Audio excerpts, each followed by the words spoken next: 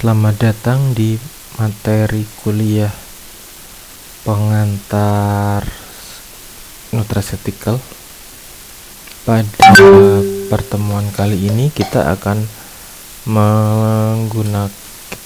bertemu untuk penggunaan nutraceutical pada penyakit yang pertama yang akan kita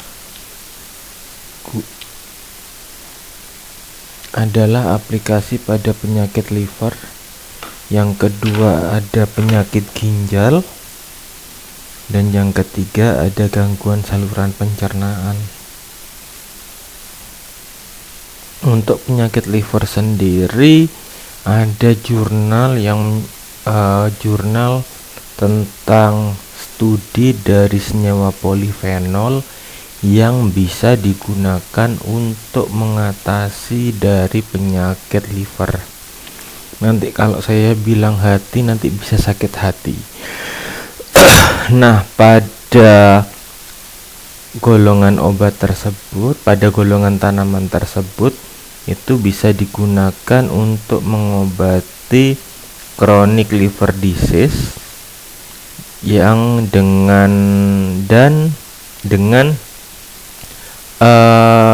penyebabnya adalah non-alkoholik atau biasanya dikenal dengan istilah selanjutnya disebut NAFLD. Nah, selanjutnya juga kita bisa menggunakan dari berbagai macam tanaman tersebut. Ada beberapa senyawa di sini di tanaman yang bisa digunakan untuk sebagai penjaga hati atau hepatoprotektor. Antara lain ada golongan dari stilben, flavonoid, asam fenolat, lignan, dan kurkumin. Nah, dari contoh tanaman tersebut kita bisa lihat dari golongan polifenol. Di sini ada resveratrol, yaitu merupakan grup dari stilben yang terdapat pada kelapa, mulberry, kacang, kedelai, dan anggur, di mana dia mampu untuk mencegah steanosis. Lalu berdasarkan targetnya, molekul targetnya adalah glutathione, CYP2E1, lalu ada SRTI, ada ACC, ada PPAR, dan SREBP. Nah, untuk molekul target tersebut kita bisa lihat berdasarkan uji in siliconya. Kita bisa gunakan glukokinase, glukos 6 fosfat, lalu ada golongan preostiben, di mana ini masuk golongan dari stiben. Contoh tanamannya adalah blueberry, bukan blackberry ya, blackberry sudah tidak ada. Lalu ada pisentanol, di mana golongannya adalah stilben, terdapat pada anggur. Lalu ada passion fruit, ada dari golongan kacang-kacangan. Lalu ada dari beberapa tanaman. Dari beberapa tanaman ada kandungan delpinin, di mana masuk dari golongan flavonoid yang merupakan dari subgrupnya merupakan golongan anthocyanin, di mana terdapat pada bunga, blueberry, saskaton, berry, raspberry, strawberry, cekieberry, dan maquiberry. Nah, untuk senyawa yang mengandung flavonoid sendiri itu biasanya ditandai dengan warna yang cukup menarik, atau yang mengandung anthocyanin ini ditandai dengan warna tanaman yang cukup menarik. Ada yang warnanya merah, ungu, dan kroni-kroninya. Nah, dari kandungan tanaman tersebut dia bisa memperbaiki fungsi dari hati tersebut. Lalu ada di golongan epikatekin, di mana terdapat golongan merupakan golongan dari flavonoid, subgrupnya adalah merupakan turunan dari flavonol. Nah, sumber dari epikatekin tersebut kita bisa peroleh dari coklat, di mana coklat tersebut juga bisa memperbaiki dari fungsi hepar. Lalu ada dari golongan myresetin, yaitu merupakan dari golongan flavonoid. Golongannya flavonol terdapat pada beri, madu, sayur-sayuran, teh dan wine, di mana dia bisa dia untuk mengobati steanosis, dan tanaman tersebut juga bisa sel targetnya merupakan NRF2 yang merupakan fungsi dari mitokondrial. Nah, dari tanaman tersebut ada itu contoh dari golongan flavonoid dan flavonol. Lalu ada krisin. Krisin itu diperoleh dari sumbernya dari madu dan propolis, di mana sumber tersebut bisa digunakan untuk osteonosis dan fibrosis hati. Lalu ada golongan dari isoflavon, di mana isoflavon ini terdapat pada kacang-kacangan, terdapat pada kedelai. Nah, dari isoflavonoid sendiri dia juga bisa berfungsi sebagai memelihara fungsi dari hepar dan untuk membantu apabila orang mengalami steatosis.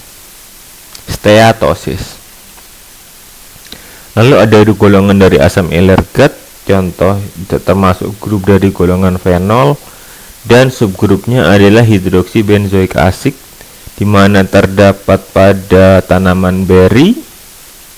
Lalu ada asam galat, di mana asam galat ini di sini merupakan golongan dari fenol, dan subgrupnya adalah hidroksibenzoik acid, terdapat pada blueberry, strawberry, dan mangga. Nah, semua tanaman tersebut, semua produk tersebut bisa digunakan untuk memelihara fungsi dari hati. Nah, di sini kita lihat ada berbagai macam tanaman yang banyak pada Indonesia. Antara lain ini ada asam klorogenat, di mana merupakan dari golongan phenolic acid, yang subgrupnya adalah hidroksisinamik acid, di mana terdapat pada kopi, kacang, kentang, apel. Nah, ini juga bisa digunakan untuk hepatoprotektor dan membantu apabila ada proses fibrosis. Ini yang paling terkenal untuk hepatoprotektor, yaitu kurkumin, di mana terdapat pada kurkuminoid. Di sini ada kurkuma longa. Untuk di Indonesia ada banyak, ada kurkuma longa, ada kurkuma domestika, di mana kurkuminoid tersebut berfungsi sebagai membantu apabila pasien mengalami steatosis fibrinolisis, di mana mekanismenya ada hubungannya dengan NRF2, GSH, dan HSC aktivasi. Lalu selanjutnya, bagaimana untuk pasien treatment pada penggunaan alkohol, non penggunaan alkohol. Di sini ada jurnal, ini abstraknya. Jadi dari kasus tersebut, non alcoholic fatty liver disease atau NAFLD, itu bisa diobati dengan beberapa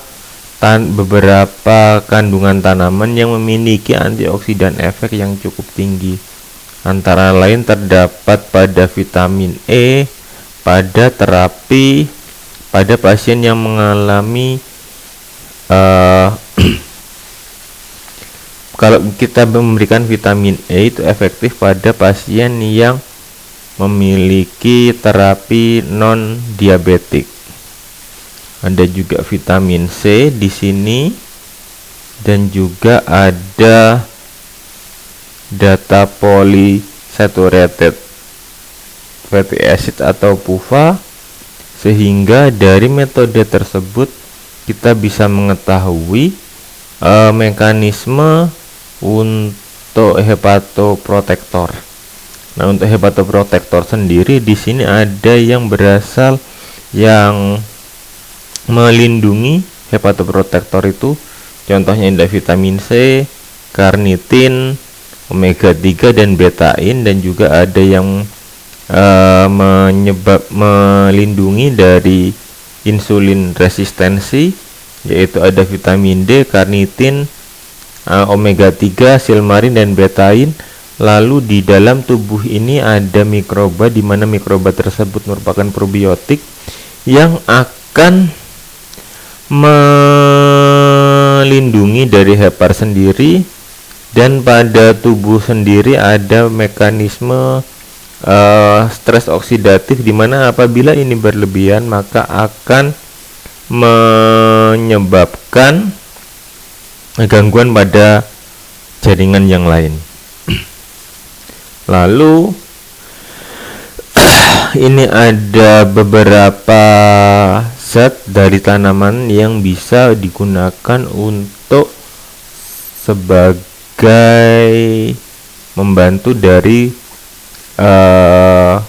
pengobatan, yaitu kita dapatkan vitamin D, dimana untuk vitamin D merupakan kita bisa menghambat kronik inflamasinya, kita bisa mengurangi dari defisiensi vitamin D, dan juga bisa menghindari dari resistensi insulin. Lalu vitamin E kita bisa menghilangkan dari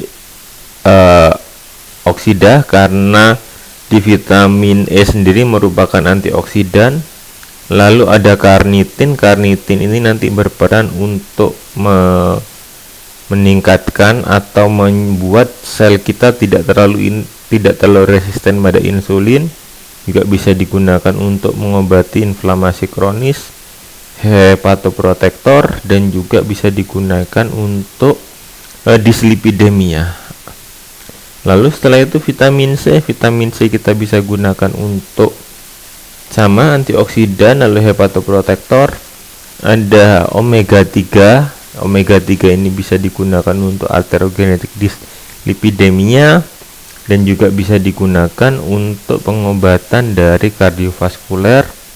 Stres oksidatif ini biasanya untuk antioksidan, dan bisa digunakan untuk hepatoprotektor. Untuk silmarin sendiri, silmarin itu berfungsi sebagai antioksidan untuk melindungi dari inflamasi, untuk melindungi dari resistensi insulin, dan yang terakhir ada khasiat hepatoprotektor. Untuk resveratrol untuk antioksidan, ada kardiovaskuler dan hepatoprotektor. Nah, untuk sumbernya sendiri kita bisa lihat untuk resveratrol di sini, resveratrol. Nah, resveratrol ini yang terdapat pada kelapa, bukan kepala ya, mulberry, kacang, kedelai, dan anggur. Nah, bagaimana untuk penerapan nutraceutical pada penyakit renal atau penyakit kidney atau penyakit ginjal? Nah, seperti yang kita ketahui sendiri, di dalam ginjal sendiri itu ada bagian spesifik, yaitu yang pertama adalah bagian nefronnya, yaitu bagian A, di mana terdapat A di sini, terdapat afferent arteriole. Lalu yang di B merupakan kapsula Bowman, yang di C di sini, yang P di sini merupakan proximal tubulus proximal, dan L di sini merupakan loop handle, di mana loop handle di sini ada bentukannya ke bawah. Ini bentuknya seperti loop. Lalu ada tubula distal dan ada tubula contortus proximal dan distal. Lalu apa saja tanaman yang bisa digunakan atau sumber tanaman yang bisa digunakan untuk mengobati atau membantu pada pasien yang mengalami gangguan pada ginjal. Yang pertama dari Astragalus membran dan Astragalus mogolicus. Dari kandungannya di sini ada astragaloside, di mana dia bersifat untuk diuresis, juga bisa digunakan untuk antioksidan, antiinflamasi, juga bisa digunakan untuk mereduksi protein urea pada pasien diabetes neuropati, dan bisa memperbaiki fungsi dari GFR. GFR merupakan nilai glomerulus. Lalu selanjutnya kita bisa menggunakan spirulina, di mana mengalami kandungan dari karotenoid. Spirulina sendiri dia mempunyai khasiat antioksidan dan dapat menurunkan efek samping dari cisplatin dan gentamisin, di mana cisplatin di sini merupakan obat untuk terapi kanker yang efek sampingnya cukup banyak, dan gentamisin antibiotik yang efek untuk nefrotoksiknya cukup tinggi. Lalu ada konjugat asam linoleat, di mana di sini berfungsi untuk hipertrofi pada renal, lalu bisa memperbaiki interstitial fibrosis dan untuk antiinflamasi. Lalu ada Cordyceps sinensis, di mana dia berfungsi sebagai antioksidan. Lalu ada licorice, di mana ada kandungannya glycyrrhizin yang bisa mengurangi dari protein urea dan juga dapat meningkatkan daya tahan melalui mekanismenya imunomodulator. Lalu setelah itu ada tanaman milktis, di mana kandungannya adalah silmarin dan silkristin. Tanaman tersebut berfungsi untuk khasiatnya sebagai antioksidan dan juga bisa digunakan untuk mereduksi dari pada pasien yang mengalami diabetes, yang mengalami neuropati. Lalu setelah itu ada dari tanaman 6, di mana kandungannya itu adalah yang digunakan adalah ekstrak airnya, di mana dia bisa bisa sebagai antioksidan dan juga bisa mereduksi dari apoptosis dari selnya tersebut.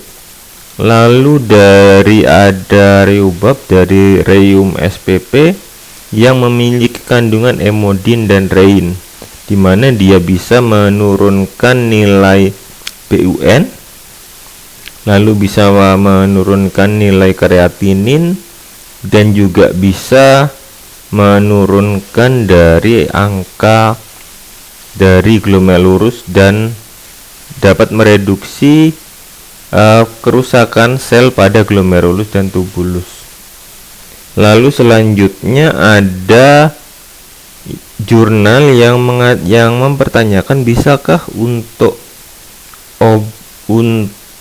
nutraceutical itu digunakan untuk penyakit ginjal. Nah, dari jurnal tersebut dari abstraknya tersebut kita bisa mengetahui ada beberapa tanaman yang dia bersifat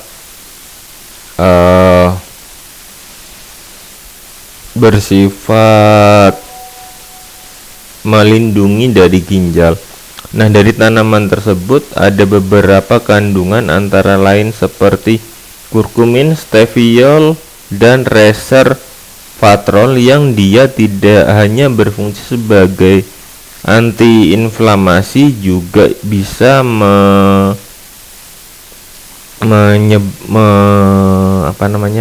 melindungi dari mukosanya pada dinding ginjal itu sendiri. Nah, dari beberapa tanaman tersebut ada metabolit sekunder. Nah, metabolit sekundernya yang bisa digunakan sebagai sebagai untuk membantu dari fungsi ginjal adalah asam aritrokolik, fenugrek, quercetin, resveratrol, kurkumin, menaquinone, kafein, polifenol, vitamin D, dan ada berberin, dan ada beras merah, lalu ada dari kandungan asam linoleat. Nah, di sini ada berbagai macam contoh. Jadi ini adalah produk yang sudah disetujui oleh FDA, di mana untuk kandungannya ini adalah yang sudah disetujui pada saat tahun diterbitkan jurnalnya ini adalah kurkumin. Kurkumin bisa digunakan sebagai untuk membantu dari penyembuhan penyakit ginjal, yaitu dengan efek antioksidannya dan efek antiinflamasinya, juga memiliki efek antiaritmia, juga bisa meningkatkan sensitivitas dari insulin, dan dapat menekan dari jaringan adiposa, menurunkan tekanan darah, dan juga bisa digunakan untuk berbagai macam metabolic syndrome antara lain artritis, ansietas, dan hiperlipidemia. Dosisnya yaitu adalah apabila digunakan itu 0,5 sampai 12 gram dengan efek samping berupa diare, sakit kepala, kulit kemerahan, dan berwarna kekuningan pada urinnya. Nah, untuk efek samping ini seperti yang kita ketahui semua, tidak semuanya muncul pada orang. Nah, untuk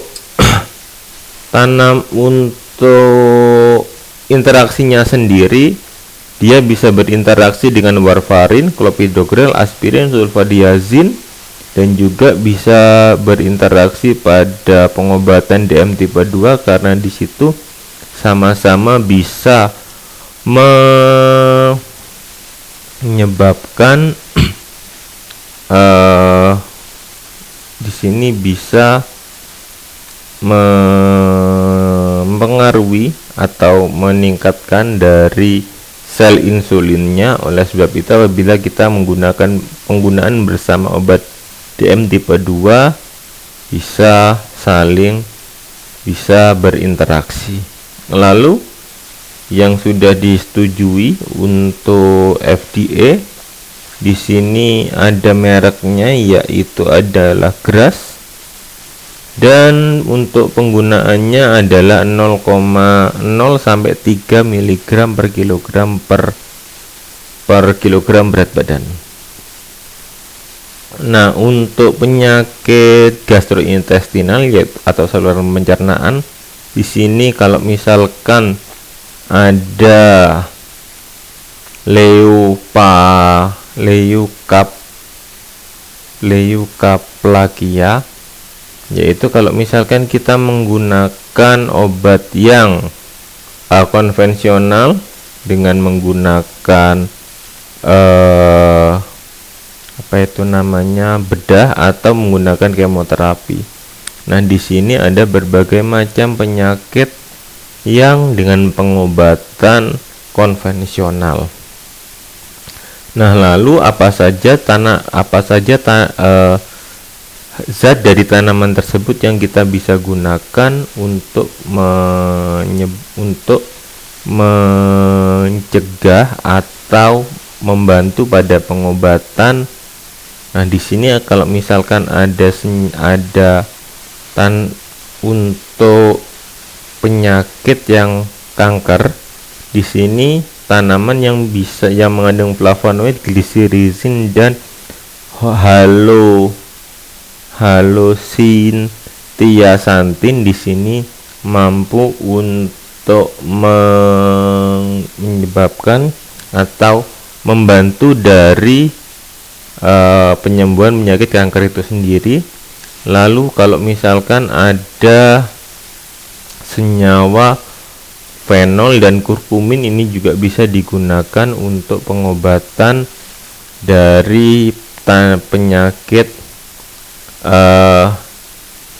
irritable bowel disease atau disingkat dengan IBD.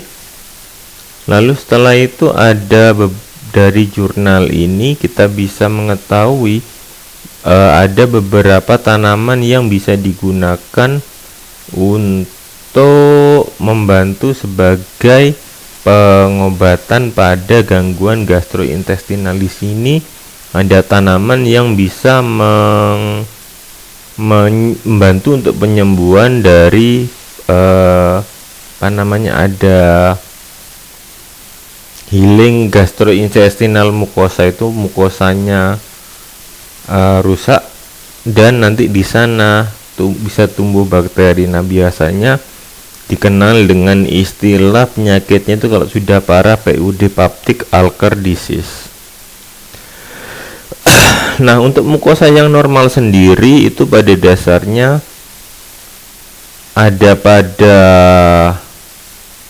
pada dinding sel, di mana dinding sel tersebut terdiri dari karotesid transglukosamid atau TGK. Nantinya apabila terjadi penurunan pada TGK, maka akan terjadi kerusakan pada mukosa. Nanti kerusakan pada mukosa tersebut akan menyebabkan menghasilkan tisu transglutamid atau TTG. Nantinya akan menyebabkan akan mengkode untuk terbentuknya dari transglutamin reseptor. Nanti kalau misalkan terjadi transglutamin reseptor, maka di sini akan ada proses untuk pembetulan sendiri. Nah, bagaimana kalau misalkan kita terus-menerus diberikan paparan yang bisa menyebabkan kerusakan mukosa? Otomatis kita perlu beberapa makanan yang bisa digunakan untuk membantu pada pengobatan penyakit.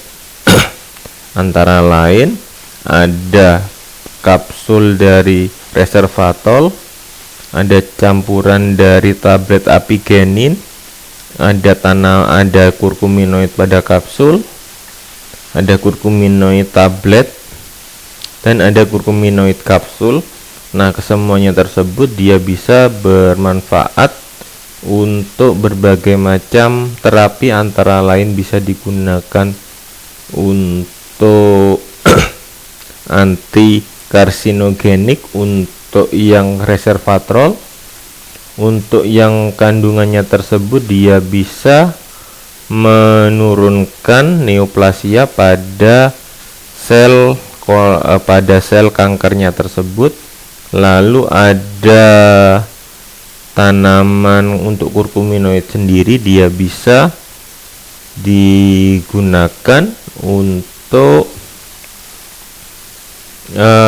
pengobatan, tapi di sini kalau misalkan diberikan sampai 4 gram per hari, kemungkinan pasiennya bisa meninggal. Ini kurkuminoid kapsul yang dimurnikan. Lalu ada pasien polip, di mana diberikan polip pada abdomen, diberikan berupa minuman sari kedelai. Dia bisa meningkatkan kemampuan dari sel proliferasenya, sehingga selnya tersebut bisa sebagai marker adanya kanker tersebut. Lalu ada kurkuminoidnya itu bisa digunakan untuk penyakit tumor genesis.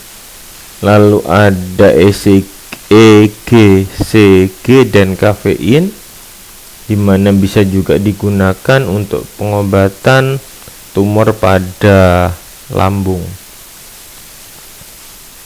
Nah, lalu di sini ada senyawa polifenol yang terdapat pada apel. Ini bisa untuk mengobati apabila kita mengkonsumsi obat yang dapat mengurangi produksi dari dapat mengurangi produksi dari mukosa, contohnya dari indometasin, di mana untuk indometasin sendiri kasus di Amerika yang paling tinggi efek sampingnya adalah gastric bleeding. Demikian, terima kasih. Apabila ada pertanyaan, kita diskusi di Microsoft Teams.